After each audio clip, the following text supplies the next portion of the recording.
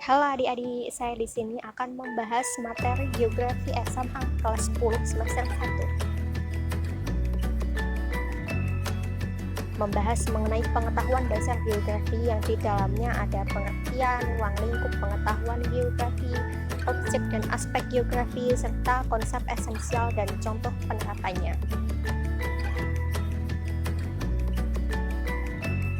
Geografi berasal dari dua kata, yaitu geo yang berarti bumi dan graphein yang berarti tulisan. Nah, secara umum geografi disebut dengan tulisan tentang bumi. Lalu ada pengertian geografi menurut para ahli. Di sini ada Immanuel Kant.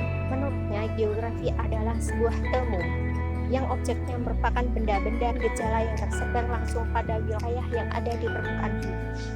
Selanjutnya menurut Frank Debenham, geografi merupakan ilmu yang memiliki tugas untuk mengadakan penafsiran mengenai persebaran fakta, menemukan hubungan di antara kehidupan manusia dengan lingkungan fisik, serta menjelaskan kekuatan interaksi antar Pintarto. Beliau menyebutkan bahwa geografi merupakan sebuah ilmu yang mempelajari hubungan kausal pada suatu gejala-gejala yang terdapat di permukaan bumi, baik bersifat fisik ataupun tentang kehidupan makhluk hidup beserta dengan permasalahannya, melalui sebuah pendekatan ke lingkungan regional dan keuangan yang dapat digunakan sebagai kepentingan proses, program, serta keberhasilan pembangunan. Lalu menurut Eratosthenes, istilah dari kata geografika yang berarti penulisan atau penggambaran mengenai bentuk muka bumi. Selanjutnya, yang kedua yaitu mengenai ruang lingkup pengetahuan geografi. Di sini ruang lingkupnya dibagi tiga, yaitu ada geografi fisik. Geografi fisik di sini membahas mengenai keadaan lingkungan alam di luar manusia, seperti gejala-gejala yang ada di geosfer. Gejala-gejala tersebut berkaitan dalam bentuk, relief, iklim, dan segala sesuatu tentang bumi, serta proses-proses fisik yang terjadi di darat, laut, dan udara, serta berpengaruh pada kelangsungan hidup manusia. Dan yang kedua, ada geografi sosial, mempelajari dampak aktivitas manusia terhadap lingkungan dan dampak lingkungan terhadap manusia. Jadi di sini ada timbal balik antara manusia alam dan alam manusia. Di situ saling mempengaruhi. Nah, ini adalah salah satu contoh di mana alam mempengaruhi manusia. Di sini yang dipengaruhi adalah dari segi aktivitas ekonomi atau mata pencahariannya. Di sini saya ambil contoh masyarakat yang hidup di pegunungan atau di dataran tinggi. Mereka menjadi petani teh, bisa juga menjadi petani sayur, petani kopi, dan lain sebagainya. Jadi alam itu mempengaruhi manusia, tidak hanya dari segi pencaharian, tapi juga bisa budayanya dan lain sebagainya. Ini adalah yang berada di misalnya di dataran rendah, masyarakatnya menjadi petani padi. Manusia yang berada di selanjutnya adalah masyarakat yang berada di pesisir pantai. Mereka mayoritas bermata pencaharian sebagai nelayan, bisa juga sebagai petani garam, atau sebagai pengolah hasil produksi ikan dan lain sebagainya. Jadi ketiga contoh ini adalah di mana alam yang mempengaruhi manusia, tidak hanya di bidang ekonomi atau mata pencaharian saja, namun bisa melalui budayanya, bisa melalui fisiknya, karakter hidup, dan jenis alam yang mempengaruhi manusia. Sedangkan contoh di mana manusia yang mempengaruhi alam, salah satunya di sini adalah manusia membangun tambang. Jadi di dalam bumi itu terdapat banyak sekali sumber daya yang dapat dimanfaatkan, dan manusia melakukan ini dengan cara mengambilnya dari dalam bumi dengan membuat tambang.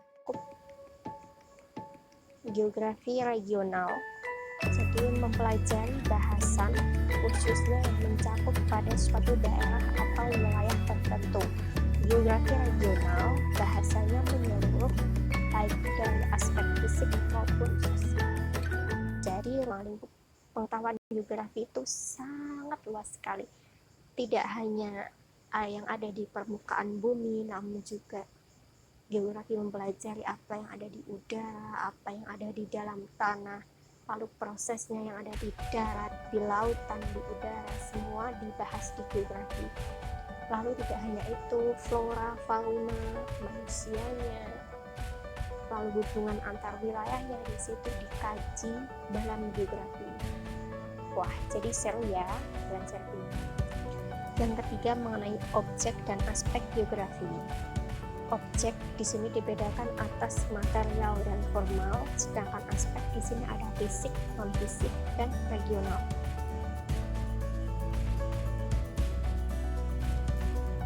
Objek geografi di sini membahas tentang 5 geosfer atau 5 lapisan yang ada di bumi. Ada atmosfer, litosfer, hidros, bios, dan antropos.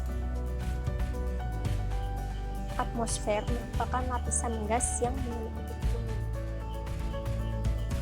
Di sini ada 5 lapisan gas yang menyelimuti bumi. Lapisan pertama yaitu lapisan yang paling merupakan lapisan yang paling dekat dengan bumi.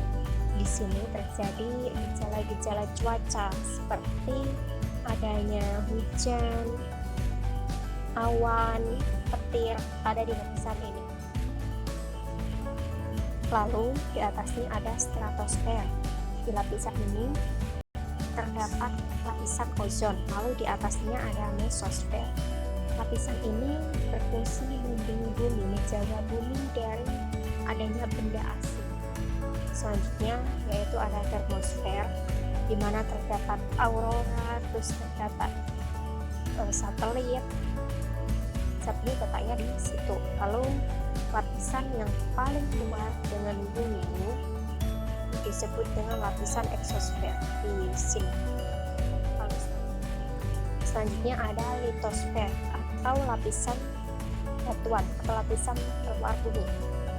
Pada litosfer ada berbagai macam lapisan ya. Yang paling bawah itu ada inti dalam atau inner core, ada outer core atau inti luar, lalu ada mantel bumi, dan ada kerak bumi atau crust. Yang ketiga di sini ada hidrosfer atau lapisan air. Hidrosfer ini sangat identik dengan siklus hidrologi. Siklus hidrologi sendiri ada 3 ya, ada pendek, ada sedang, dan juga ada yang panjang. Selanjutnya yaitu biosfer atau lapisan yang mendukung keberlangsungan makhluk hidup, mencakup daratan, air, dan udara. Di lapisan biosfer, makhluk hidup tinggal di sini ya. Di lapisan udara, air, maupun di darat, semuanya saling terkait, terhubung untuk kelangsungan hidup makhluk hidup. Selanjutnya adalah antroposfer, yaitu bagian dari permukaan bumi yang menjadi tempat hidup manusia. Objek yang kedua yaitu objek formal. Objek formal yaitu cara pandang atau cara pikir terhadap objek material dilihat dari segi ruangan, kelingkungan, dan kewilayahan atau regional. Pertama yaitu sudut pandang ruangan. Dalam sudut pandang ruangan, objek formal ditinjau dari segi nilai suatu tempat dari berbagai kepentingan. Dari hal ini, kita dapat mempelajari tentang letak, jarak, keterjangkauan atau aksesibilitas, dan lain sebagainya. Lalu yang kedua yaitu ada sudut pandang kelingkungan atau ekologi. Sudut pandang ini diterapkan dengan cara mempelajari suatu tempat dalam kaitannya dengan keadaan suatu tempat beserta komponen-komponen di dalamnya. Komponen-komponen tersebut terdiri atas abiotik maupun biotik, di mana di situ saling terkait. Ketika ada sudut pandang kewilayahan atau regional, pada sudut pandang ini objek formal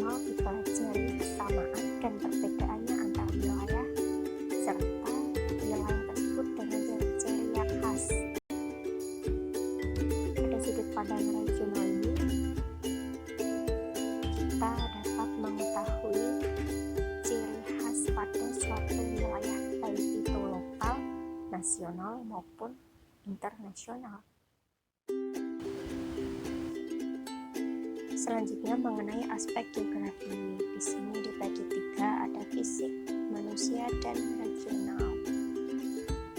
Fisik itu mempelajari gejala yang ada di permukaan bumi seperti tanah, air, udara, dan segala prosesnya.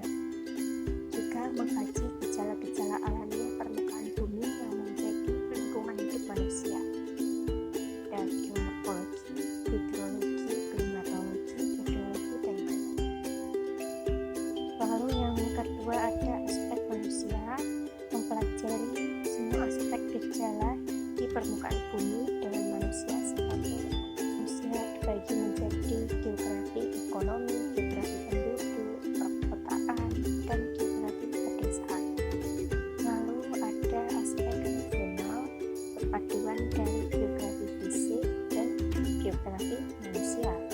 Studi tentang variasi persebaran gejala dalam ruang pada waktu tertentu baik lokal, nasional, maupun kontinental.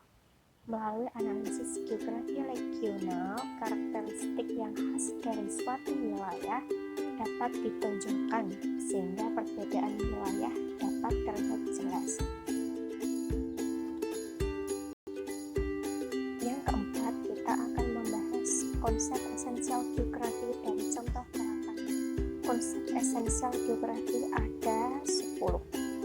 Pertama ada lokasi, jarak, aksesibilitas atau keterjangkauan, pola, morfo, keterkaitan ruang, aglomerasi atau pengelompokan, nilai kegunaan, diferensiasi area, dan yang terakhir ada interaksi atau interdependensi. Kita bahas satu-satu. Dari mulai jarak. Jarak di sini dibagi menjadi 2, yaitu jarak absolut dan jarak relatif. Jarak absolut itu jarak yang sudah ada ketetapannya atau bakunya dengan satuan meter ataupun kilometer. Contohnya dari Jepara menuju Jakarta Pusat. Nah, jadi jika jarak absolut itu yang ini sudah ada ketentuan kilometer. Jadi jarak antara Jepara dengan Jakarta Pusat yaitu 668 km. Lalu yang kedua ada jarak relatif. Ini tergantung waktu ya. Satuannya hari, jam, detik, menit, dan lain sebagainya. Misalnya di sini dari Jepara menuju Jakarta Pusat relatifnya yaitu waktu 10 jam 24 menit. Itu kalau menggunakan sepeda motor misalnya dengan kecepatan 60 km per jam. Dan jika kamu dari Jepara ke Jakarta Pusat menggunakan motor dengan kecepatan 75 km per jam, pasti waktunya akan lebih singkat lagi atau kurang dari 10 jam. Yang kedua yaitu lokasi, sama seperti jarak, di sini dibagi menjadi absolut dan relatif. Kalau lokasi absolut itu letak daerahnya dilihat dari garis bujur dan garis lintang. Misalnya letak astronomis Indonesia, di mana secara astronomis Indonesia berada pada 6 derajat lintang utara, 11 derajat lintang selatan, dan 95 derajat bujur timur sampai 141 derajat bujur timur. Lalu lokasi relatif dapat dilihat dari daerah lainnya yang memang berada pada sekitar. Contoh dari letak geografis di sini saya ambil pada Kabupaten Jepara, di mana lokasi relatifnya itu dilihat berdasarkan daerah sekitarnya. Di wilayah utara, Jepara berbatasan dengan Laut Jawa. Di sebelah timur berbatasan dengan Kabupaten Pati dan Kudus.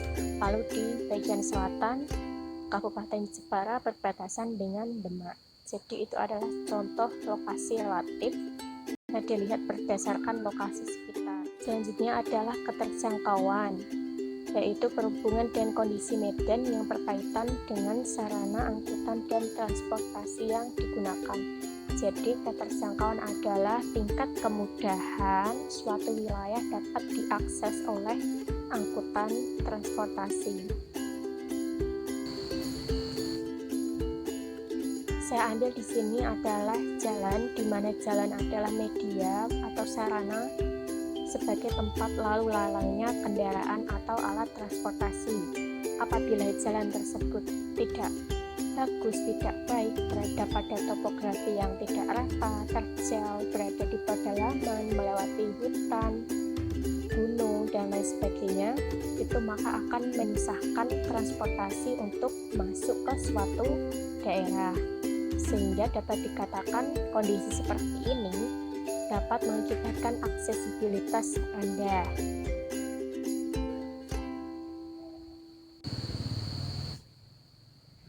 Berbeda dengan jalan ini, di mana jalan ini berada pada topografi yang rata, mudah dijangkau, kendaraan mudah melewatinya, maka aksesibilitasnya tinggi.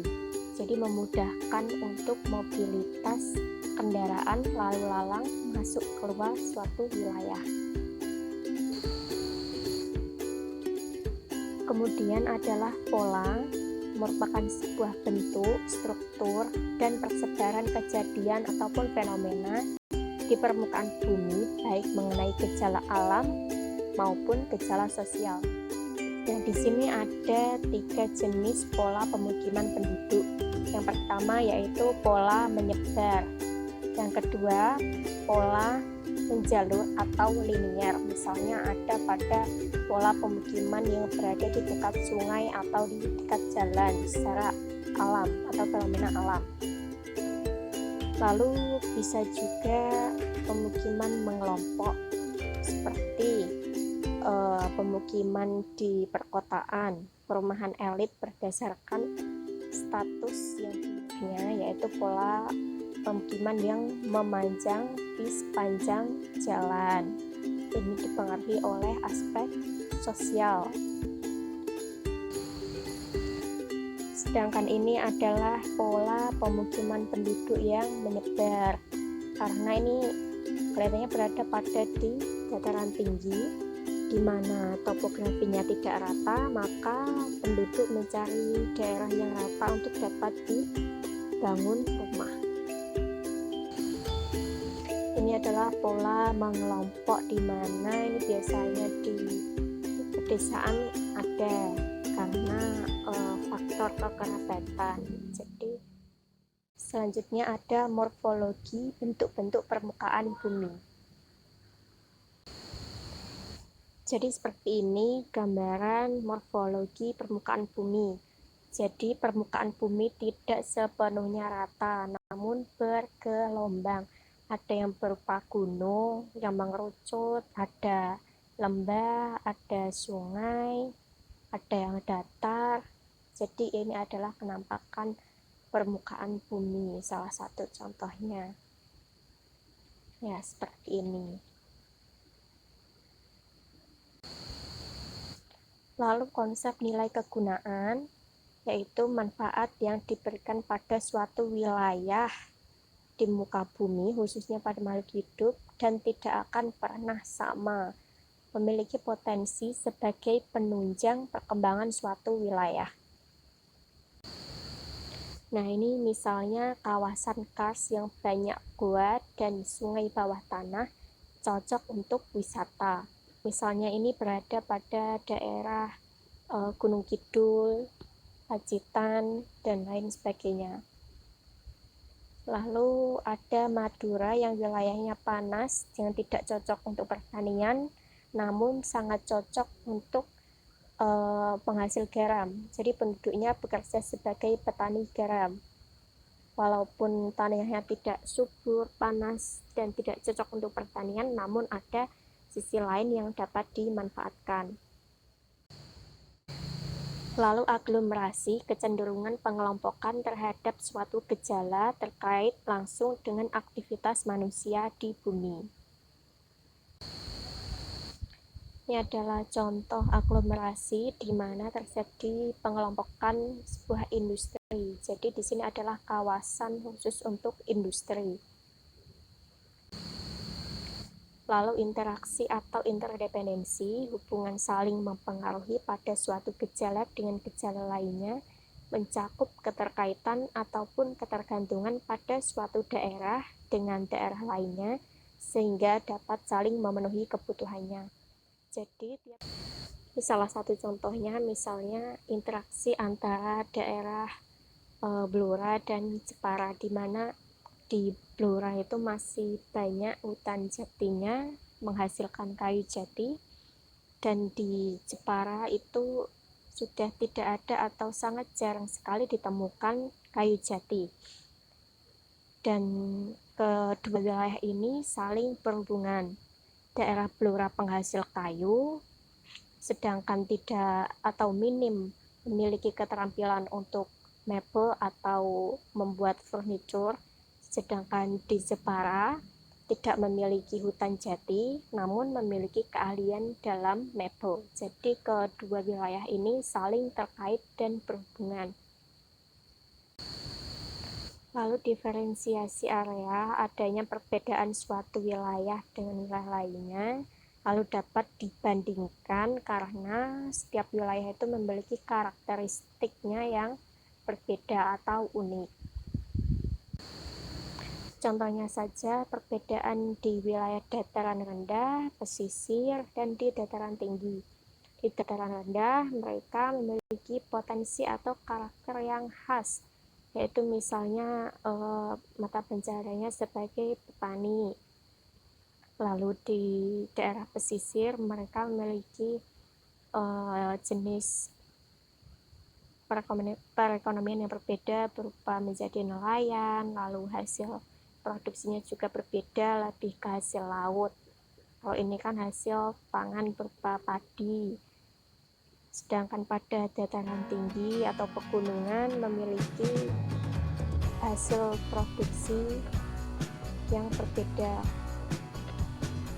Hanya ada tanaman yang khas atau yang dapat hidup di dataran tinggi, misalnya saja kopi, teh, tembakau, dan lain sebagainya yang hanya bisa ditemukan di dataran tinggi, tidak bisa ditemukan di dataran rendah maupun di pesisir. Hutan ruang merupakan hubungan yang berhubungan antara suatu fenomena dengan fenomena yang lainnya, sehingga merupakan sebuah keterkaitan keruangan. Hal ini dapat mendorong terjadinya sebab dan akibat yang terjadi antar wilayah. Misalnya pada konsep keruangan ini, di mana pada bentukan lahan kars atau daerah kars, daerah kapur, maka identik dengan yang namanya kekurangan air bersih. Daerah kapur kan cenderung panas, tidak cocok untuk pertanian, dan sering terjadi kekeringan. Itu adalah suatu konsep ruangan sebab akibat. Ya, sekian adik-adik. See you and thank you. Bye-bye.